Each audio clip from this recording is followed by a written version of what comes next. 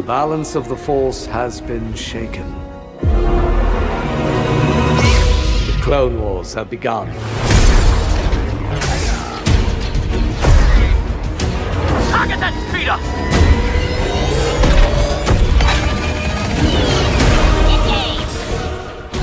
Hey guys, hope everyone's doing well today.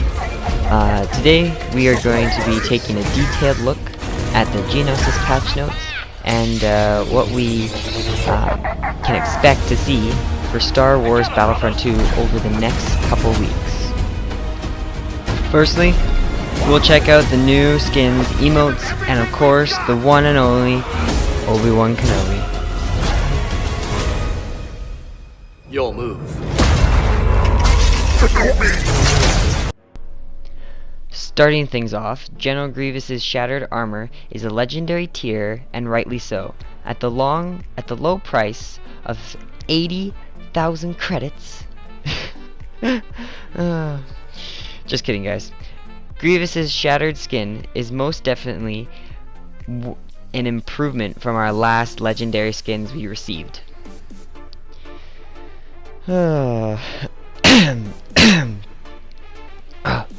Sorry, I had a frog in my throat. I have to say, DICE did a good job at transforming General Grievous into a piece of wood. Because look at all the embers coming up. He looks like he's literally a piece of firewood. Like, what the heck? What were they trying to do to him? Like, cook him in an oven with a pizza? I don't know. It looked cool though. Yeah. Moving on, Obi-Wan's 212th Attack Battalion was added for the Clone Trooper appearances, with a price of 20,000 credits for each class as expected.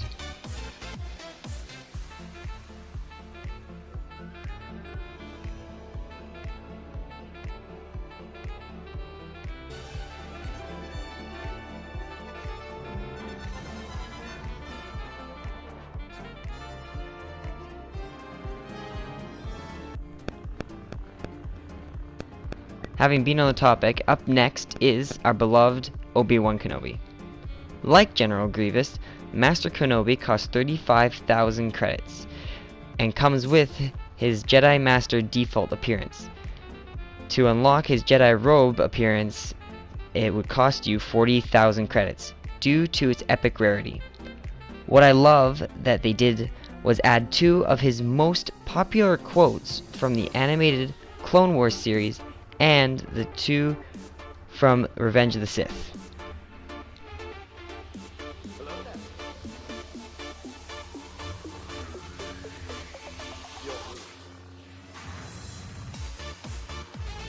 The strongest defense is a swift and decisive offense. Only a Sith is an absolute. Personally, I think it's kind of weird to see such a realistic representation of Ewan McGregor's Obi-Wan being voiced by James Arnold Taylor. It's definitely something I'll have to get used to. However, Master Kenobi most certainly has some of the best victory poses, by far. See the battle before you, not behind. Shall we duel being his default victory pose, which is fairly generic. Fighting stance being a common representation of his fighting stance in Revenge of the Sith.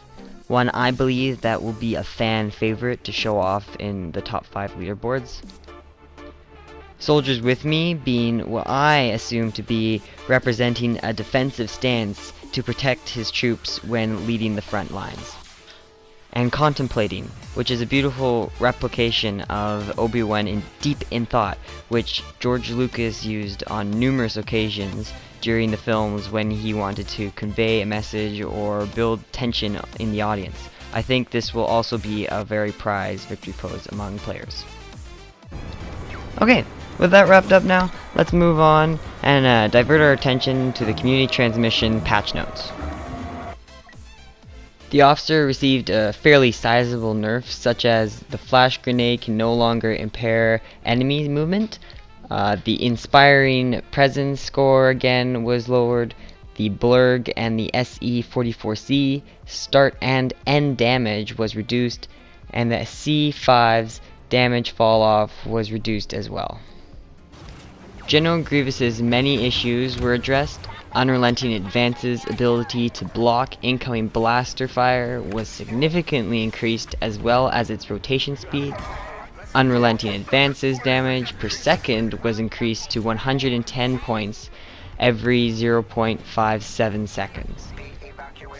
Annoying issues such as his thrust surge malfunctioning, the lacking ability to lock on to a target while using thrust surge was fixed, along with many other small details.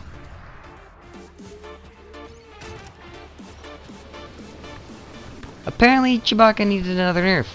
His stun grenade stun time was reduced. His Furious Bowcaster fire rate was also reduced, as well as the maximum number of shots his Furious Bowcaster can make in one go. Chewbacca's more useful buff in a while is his Furious Bowcaster's cooldown being reduced, and yet another nerf is his explosive damage from his blaster was sadly reduced as well. A few minor fixes were addressed towards the squad spawning, custom arcade, Luke Skywalker, few vehicles, and several maps as well.